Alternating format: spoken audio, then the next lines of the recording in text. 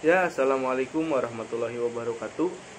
Perkenalkan, nama saya Doni Ramdhani dari kelas Manajemen D tingkat 3 semester 6 dengan NPM yaitu D1.1903883. Di sini saya akan menjelaskan mengenai International Trade Finance, yaitu untuk memenuhi tugas dari mata kuliah Manajemen Keuangan Internasional.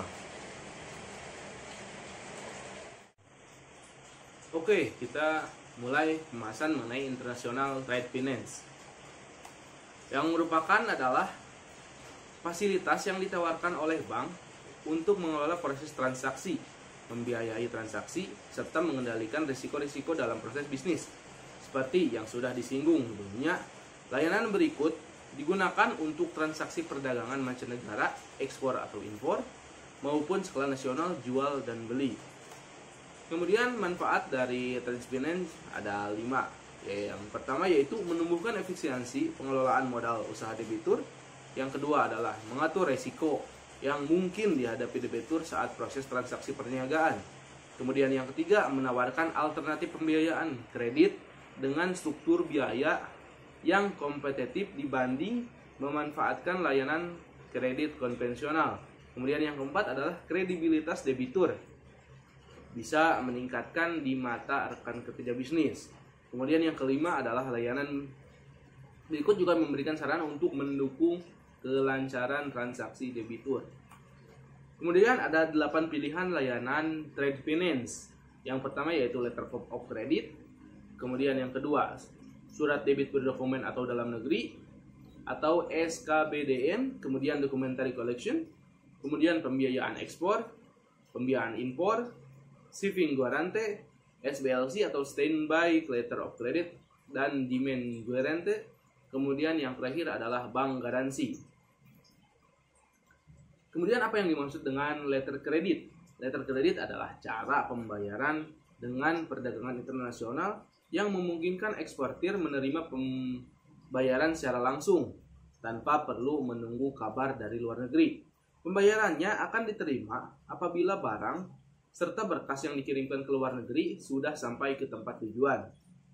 Kemudian yang kedua adalah SKBDN atau surat kredit berdokumen dalam negeri, adalah instrumen yang diterbitkan oleh bank sesuai dengan permintaan permohonan yang isinya berupa janji untuk membayar sejumlah uang kepada penerima manfaat setelah persyaratan tertentu terpenuhi. Kemudian yang ketiga yaitu documentary collection, merupakan sistem pembayaran dari penjual dengan mengirimkan barang kepada pembeli serta melakukan penagihan pembayaran menggunakan dokumen lewat layanan perbankan. Kemudian layanan yang keempat yaitu pembiayaan ekspor, yang merupakan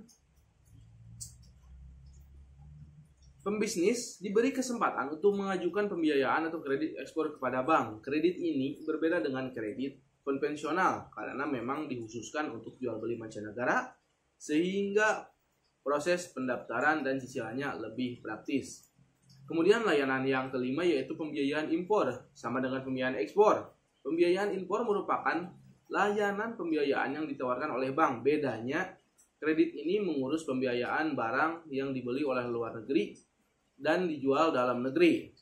Kemudian yang ke-6 yaitu shipping guarantee, yang merupakan jasa penerbitan jaminan yang disediakan oleh bank untuk diberikan importir kepada perusahaan atau agen pelayanan supaya barang yang sampai sebelum bill of lading bisa diambil terlebih dahulu.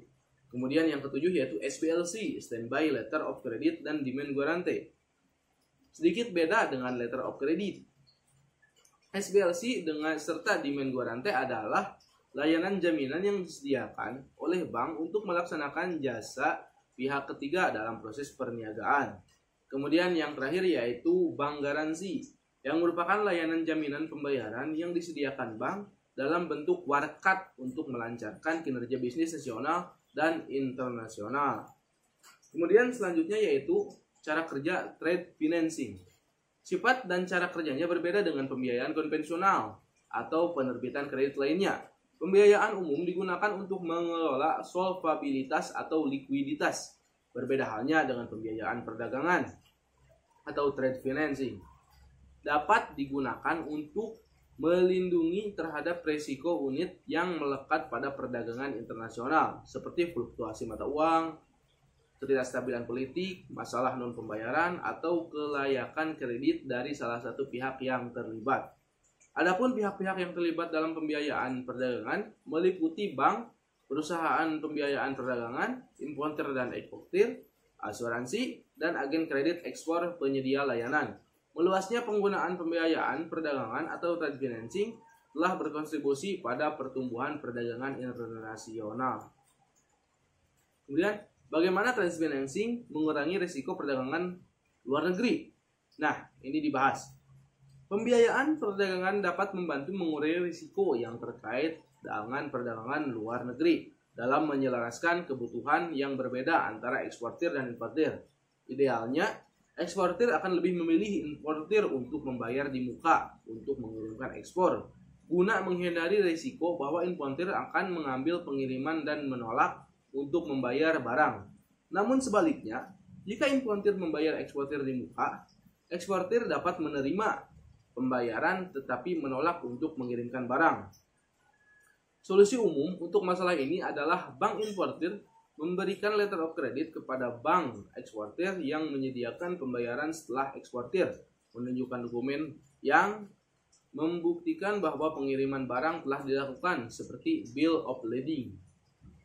Letter of credit menjamin bahwa setelah bank penerbit menerima bukti bahwa eksportir telah mengirimkan barang dan segala persyaratan perjanjian telah terpenuhi, maka bank penerbit akan menerbitkan pembayaran kepada eksportir. Dengan letter of credit, bank pembeli bertanggung jawab membayar penjual. Bank pembeli harus memastikan pembeli cukup layak secara finansial. Trade financing membantu memfasilitasi baik importir maupun eksportir dalam membangun kepercayaan dan hubungan satu sama lain. Ya, itulah pembahasan mengenai internasional trade finance. Mohon maaf apabila ada salah dalam perkataan. Sekian penjelasan dari saya. Terima kasih kepada semuanya. Wassalamualaikum warahmatullahi wabarakatuh.